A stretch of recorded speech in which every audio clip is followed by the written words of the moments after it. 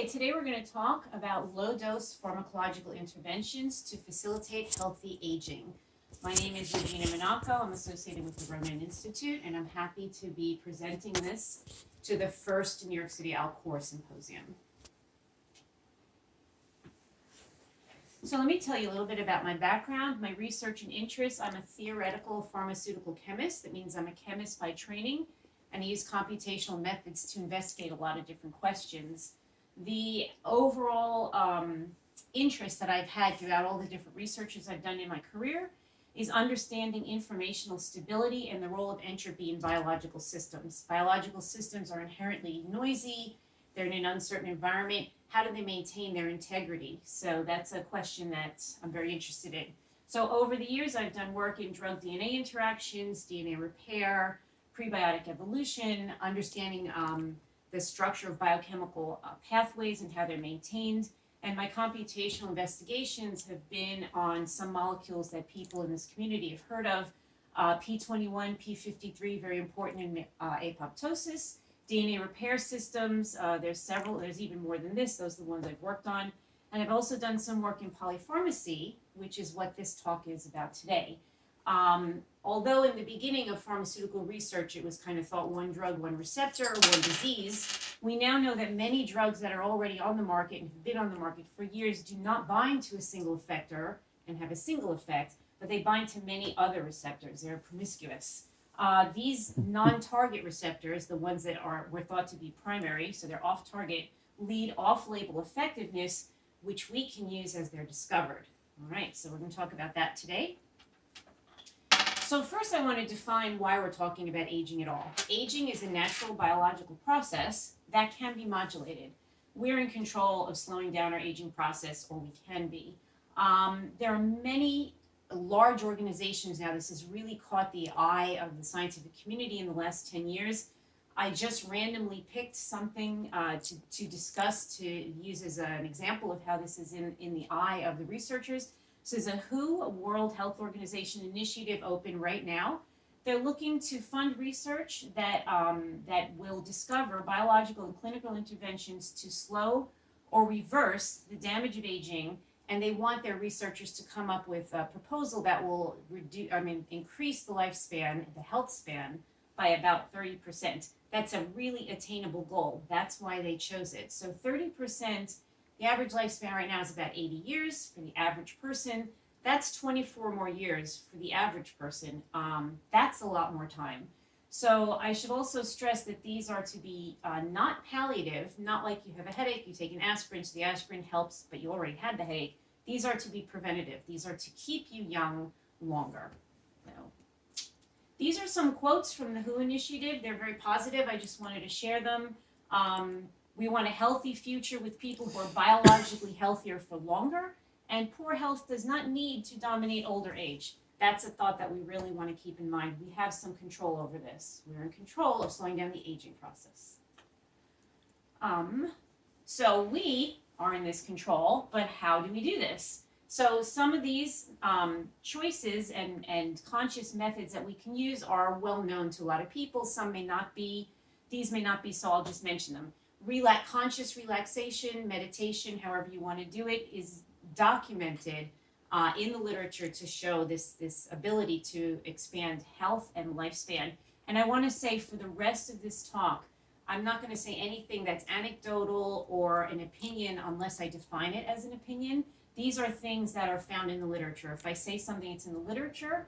And there's probably a link to the primary literature. If it's blue, you can click on it if you download the slide deck and you'll get a paper. And if it's not blue up here, there's probably a reference that's cited later. I also want to say I'm not a medical doctor. This is all based on my opinion and my research, but not as a medical doctor, as a chemist. So take that with a grain of salt. These are my personal opinions beyond what's in the literature. So back to this. So meditation, caloric restriction, that's been in the literature a lot. It's actually proven. People think, well, maybe it's because I'm keeping my weight down, I'm eating better. It's actually because it's triggering some cascades and some responses in the cell that lead to intracellular repair. So it's not just about eating less or losing weight, it's about that intracellular repair. Eating healthy, it's not a coincidence. Well, actually, it is a good coincidence because it tells us something. The standard American diet, the initials are SAD. So standard American diet is not a healthy thing. We don't eat good food in America, but we can. We have access to it. So you can consciously choose to not eat, I don't want to slander anyone, McDonald's, but make your choices well and eat healthy, and you will increase your health span. High intensity interval training, really good solid exercise, but the interval training, high intensity is the next step. You want to have a very high heartbeat for a minimal of 10 seconds has been shown to have a lot of ability to, again, slow down the aging process. So you want to hit that high intensity. That being said, exercise is good in any form. Obvious things, right? Don't smoke, limit alcohol, avoid street drugs. I don't have to put things, don't hit your head with a hammer, don't jump off the Grand Canyon. Be careful with your life and don't do silly things. And then the next step, still pretty simple, is you can add, a lot of people know about adding nutraceuticals, coenzyme Q, extra vitamin D, quercetin. There's lots of nutraceuticals. They're not the topic of today's talk, but you can also add pharmaceuticals, and that's what we'll be discussing. So why is aging a biological process that can modulate it? A lot of people think aging, you're born, you got to get older, it's programmed, and you die. Death and taxes, they're both really certain. We can't do anything about them. So I want to say that you shouldn't have that kind of attitude. It's absolutely can be modulated because biological systems adapt. They adapt in a way that makes them anti-fragile. And Nassim Taleb wrote a book called Anti-Fragile. He can describe this way better than I can. There's some overviews of the book and links to it if you download the slide deck. But basically, biological systems can innovate and improve when they're under a mild amount of stress. Very important. Too much stress, you can hurt yourself. But a mild amount of stress, like caloric restriction, like high intensity interval training, a mild amount will help you. So that is the innovation, and that is the improvement. Fragile things and even things that are robust all have a breaking point. But biological systems, because of their dynamical nature and their interconnectedness, can actually innovate and improve. That's what we're going to be doing. We're going to be telling or stressing our bodies by the signals we give it and telling it to improve. So I just established that we can be in control of slowing down our aging process. Okay, this is good. How do we do it? We must balance that fact with this fact. Aging is a progressive loss of physiological integration because the pathways in the body over time suffer damage, they lose their entrainment, they lose their coupling. And let me just discuss, this is not meant to be anything other than sort of a cartoon of biochemical pathways being in cycles. So you can see you have some kind of cycle here, you have reactants, you have the enzymes, right? It's just, I'm not really going to discuss it in detail, but this is sort of a motif. And you can see that this cycle interacts with this cycle, and you get this result down here. The point of this slide is to show that they're not only cycles, they're hierarchical, and they communicate with each other. And that communication can decay over time. So, and that decay leads to some aging. So entropy, noise that accumulates in a system, can be denied, but it can be mitigated, and that's what we're looking to do. So, oh my dear. Okay, so this came in at the last minute. This was just another pathway, and I actually forgot I put it in here. But here, this is a beautiful example of a cycle, a Krebs cycle. A lot of people who've had high school biology might remember this. It might give them nightmares. I don't mean to do that. But basically, this is a beautiful cycle. There's a whole bunch of concerted reactions that happen, and they come back to the beginning, and they cycle again. And they give off some molecules. You might remember ATP and FAD and NADH, and those go off into other pathways. So as you can imagine, if this gets disrupted, then its products will get disrupted, and it will affect many things downstream, and that's sort of the interconnection. So that's the point of that slide.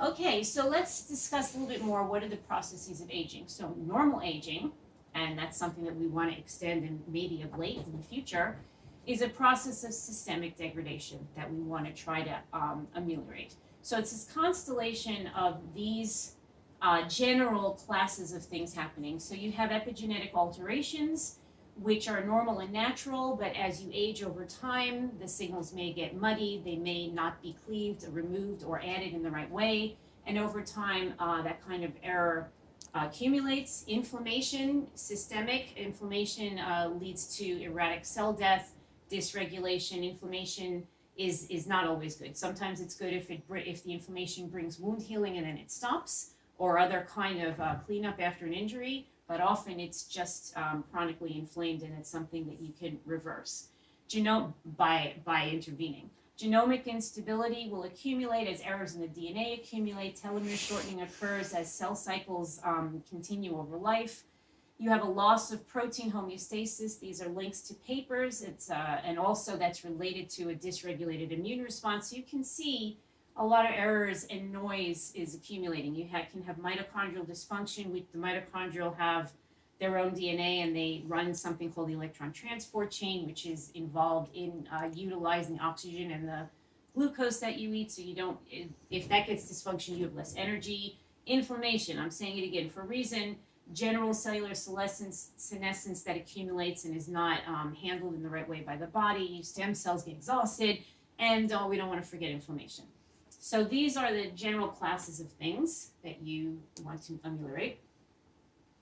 So the aging process, this work was done by Professor Judith Campisi and these other two professors in Spain, among many others. Here's a link to a talk by Professor Campisi because I thought it was really an excellent talk.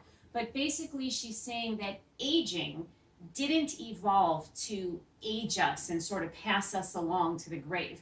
Aging actually promotes reproduction. There's a lot of senescence and these same cellular pathways that are essential for reproduction. It just so happens that they're expensive, and that by running in reproduction, you can't then turn them off.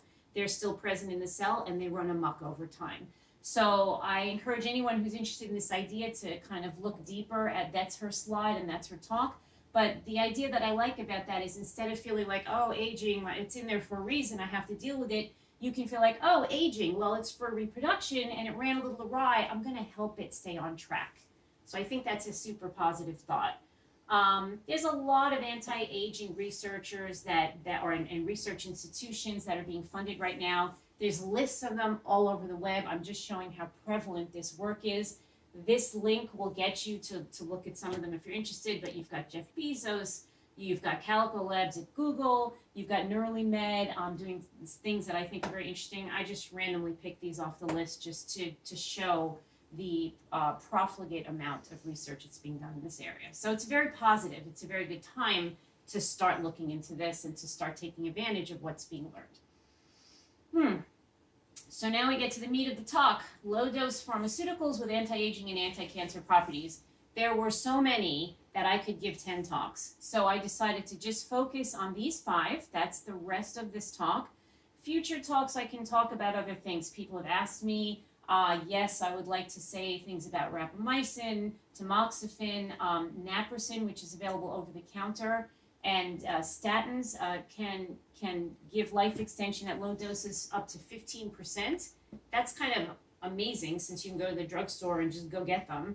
You don't have to do anything exotic. There's senolytics, there's neuroinflammation, there's other, we're going to talk about that today, but there's other things that handle or will bring down neuroinflammation, including this new class of Rho kinase inhibitors. So that's next time. Today, let's talk about these 5 things. So I think we've all heard of metformin. If you haven't, it's an old drug. It's a safe drug. It's been on the market. There's 1,000 papers about it. Put it into Google. You'll be reading for days. It's on-label use as a first-line treatment for diabetes. Very effective. Very good if you don't have a complicated kind of diabetes or very, very bad hyperglycemia, very poor reaction. I'm sorry, very bad control of your blood glucose. So if you have a moderate amount of diabetes, this is fantastic, and it's been used for a long time. So off-label, it does a lot of additional things. It binds to other receptors than the ones associated with the treatment for diabetes.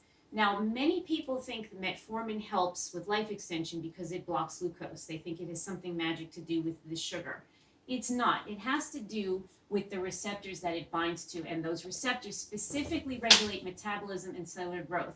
These are the things that go awry when you're aging that can be controlled by these drugs, and low doses in too, so that's even better.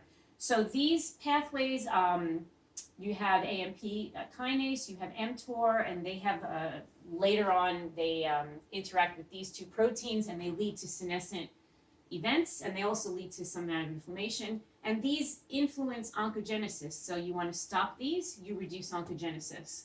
Studies show metformin reduces the probability of cancer by 30 to 50%.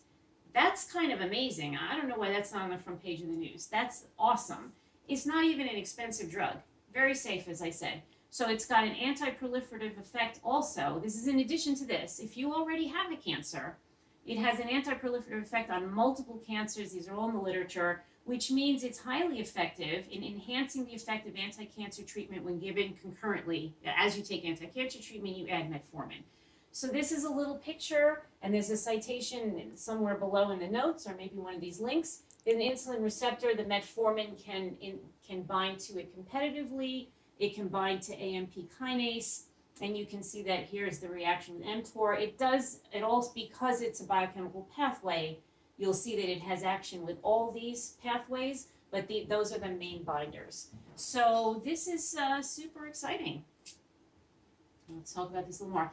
These are notes. Read these later. These are all links and stuff. I know it's a lot of scary words and it can be very boring. So this is just for people who are really interested. So let's go to the next one. Oh, and I have done my own work on metformin. There's a lot of studies that have been done on metformin.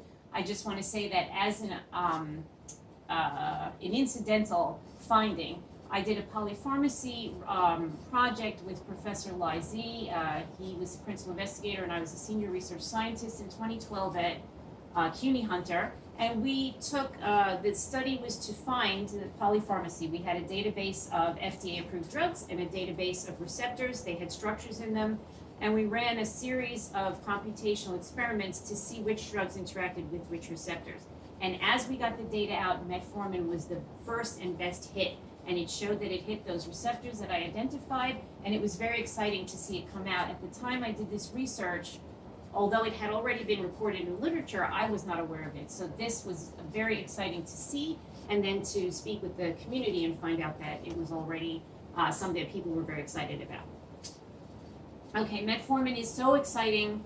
It's in the media. These are links. There's a video. That's the Institute for Aging Research, which happens to be in the Bronx.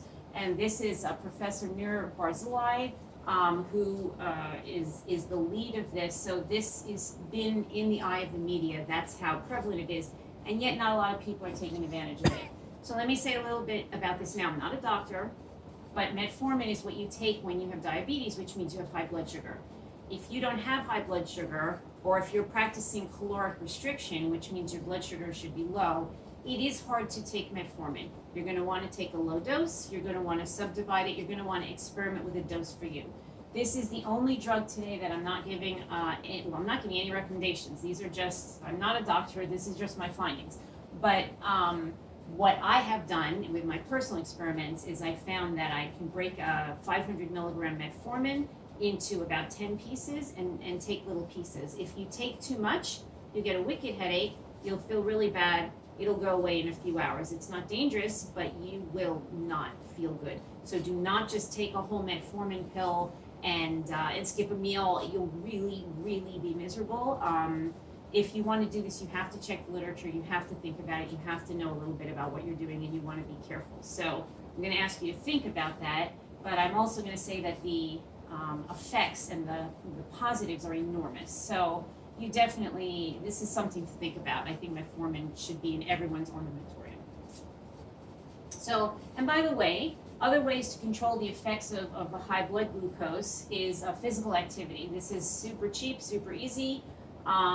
This is a little gift that I found. It's not moving on the web, right? I love high intensity interval training. It's that good for you. But basically, it has a lot of positives. Physical activity, exercise, interval training, right? It doesn't just make you stronger. It's not sort of like a moral fiber thing. It increases your oxidative enzymes, it increases this protein, it increases your capillarity, brings more blood to the, permanently brings more blood to your tissues, reduces your central adiposity, a fancy way of saying you lose the weight. And it works really well with caloric restriction of 16 hours a day or more. A minimal amount is somewhere around 15, 14, 16 hours a day of caloric restriction, and that has very good effects as well. Note, if you try this, metformin interferes with your B12 levels, so you want to monitor that and take supplements. Let's move on to drug number 2, low dose, not no dose, that won't do anything, low dose naltrexone. So naltrexone's been in the news. It's a rescue drug for people that overdose on opioids. It competitively binds the opioid receptor, and it stops the effect of the overdose, and it's used to rescue addicts from overdosing.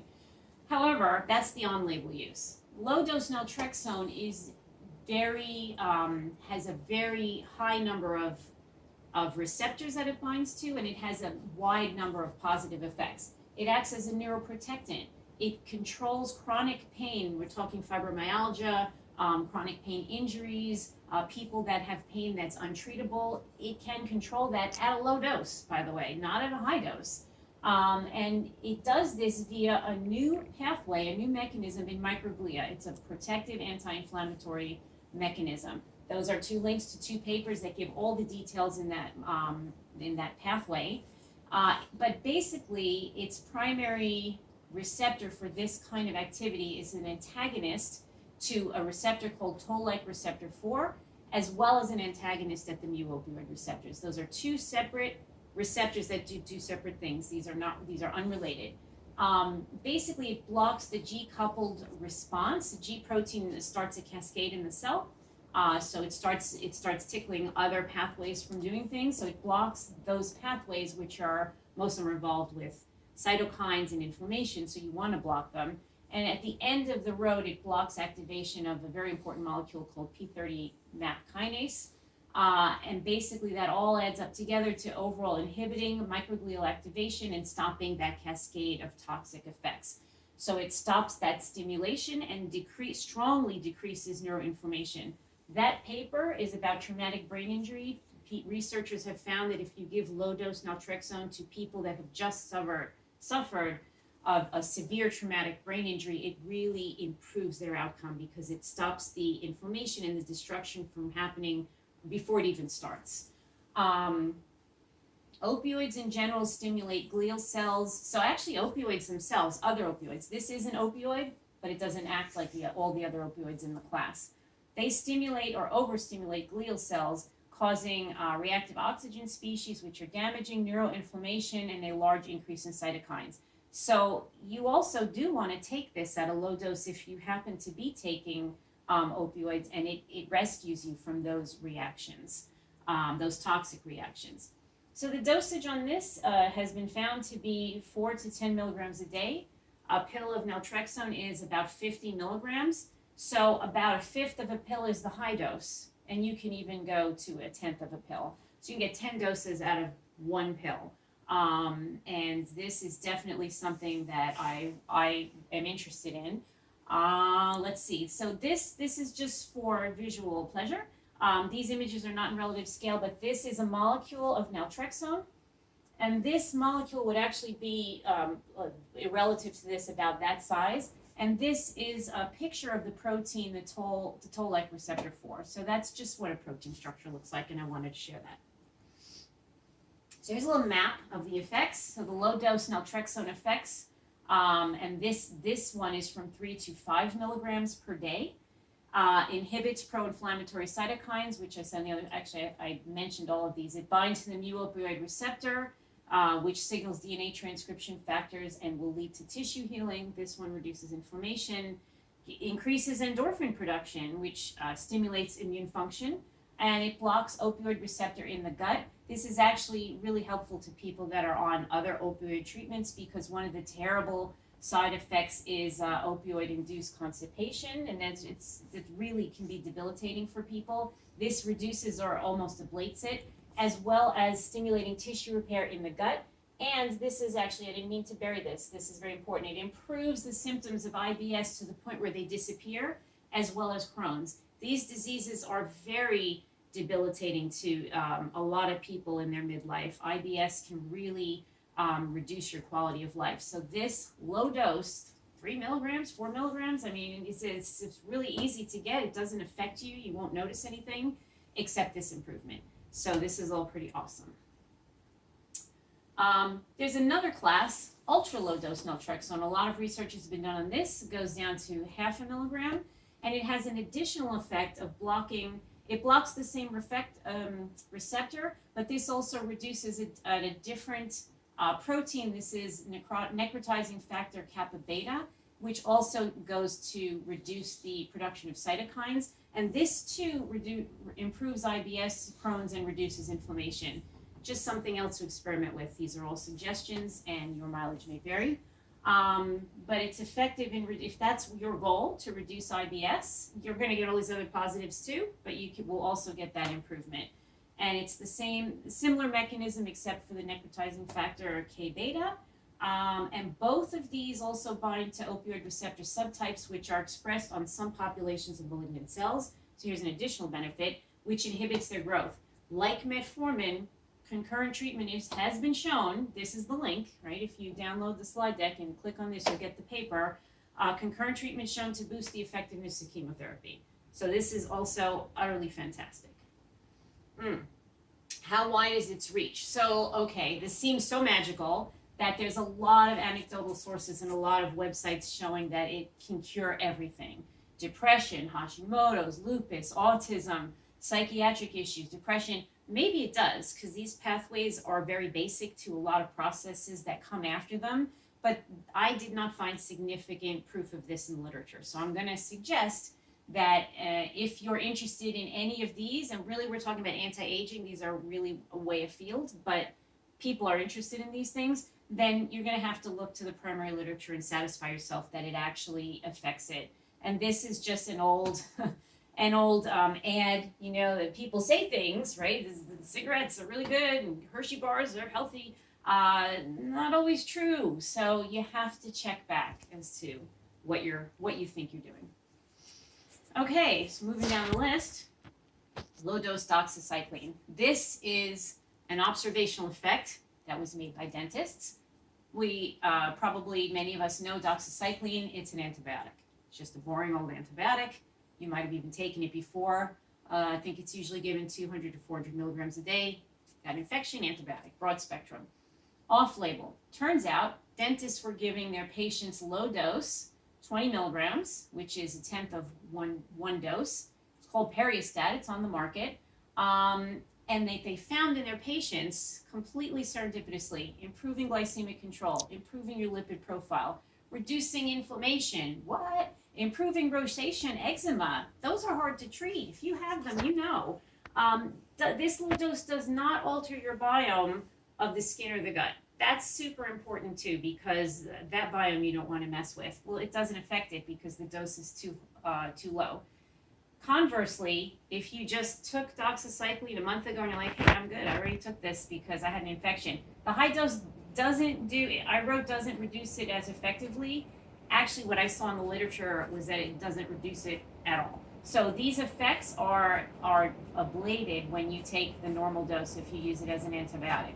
This mechanism is unknown, so I can't talk more about it, but here are three references. I think there are more in the notes. And then just a couple of days ago, I added this, that minocycline, which is another tetracycline in this class, but it's a different drug, also acts as a neuroprotectant. I'm sorry, it acts as a neuroprotectant, which leads us to infer that this may also act as a neuroprotectant because that's not something that the dentist can observe. So this is kind of magical. This is not something you want to take every day. This might be something you want to do once a year. You take the low dose for 7 to 14 days, and then you're done for some amount of time, right? This is still being researched. I would say once a year might even be more than enough, but that's how you want to play with this. You don't just want to pop a pill of 20 milligrams every day. But this is very exciting. Well, here's the old standby. Low-dose aspirin. Everybody's heard of low-dose aspirin. Low-dose aspirin has been around for a long time. If you have a cardiovascular thing or you suspect that you might, it's pop a low-dose aspirin. It's cheap. You get it at the drugstore. Then, about 2 years ago, studies started coming back that this was not as effective, that there was a high risk, and people started peeling back. Basically, the media and the physicians who were reading it in the media, basically, were starting to say, well, let's back off. This isn't really so good. I think we want to understand the problem and then keep it in our armamentarium. So there are a lot of contraindications for low-dose aspirin. It's not right for everyone. Fish oil supplements, blood thinners, ACE inhibitors, blood pressure meds. You take any of these things, you don't want to mess with low-dose aspirin. At least talk to your doctor first. Immune disorders, blood clotting disorders, that one's kind of obvious. Low vitamin K, yeah, clear. Gout, ulcer, anemia, not so clear. Sensitivity to aspirin, quite clear. All contraindications. If you don't have a contraindication, if fish oil supplements is huge, a lot of people in this community take a lot of fish oil. Do not mix this with fish oil supplements or anything that's known to thin your blood. But if you're not already doing that, because this action is not by thinning the blood. This aspirin actually has additional actions, one primary one being its interaction with thromboxane, which is not a blood thinning thing.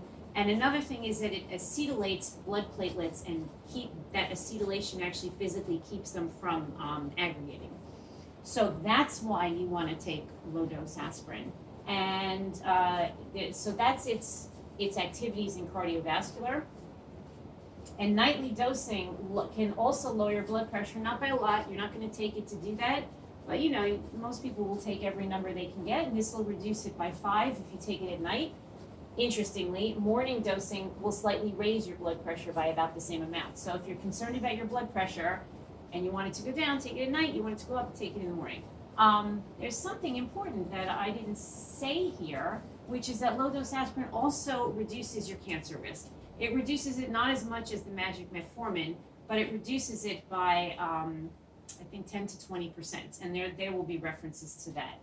So that's a really good reason to take it. In order to see that effect, you need to be on the low-dose aspirin continually for about 5 years. That's when it starts showing up in the studies. So you don't want to take it for 6 months, go on vacation and miss it for a week, take it again. You want to take it and take it every day, and your risk will be reduced after 5 years, and keep taking it. So this is something you want to do every day. The study doses have varied with benefit. Benefit has been seen at doses ranging from 40 to 160 milligrams a day. 160 milligrams being for heavier people. So the 81 milligram is just right for most people. If you want to have that and you read enough about it and that you think that's right for you, you can do that too. Low dose modafinil. Modafinil is used in ADD. It's able to increase alertness, learning, and focus, and increase attention. So, and it has this mechanism here. Let's see, it decreases your amount of this neurostimulating molecule, and also increases the concentrations of neurotoniin and glutamate levels in lab mice models. Okay, so this is all about the ADD. However, ADD, I think there's another slide on this. This is a paper. So actually, I want to go back to that. Let's see. Something happened with the slides. Go forward for a second. I don't like that. Go back.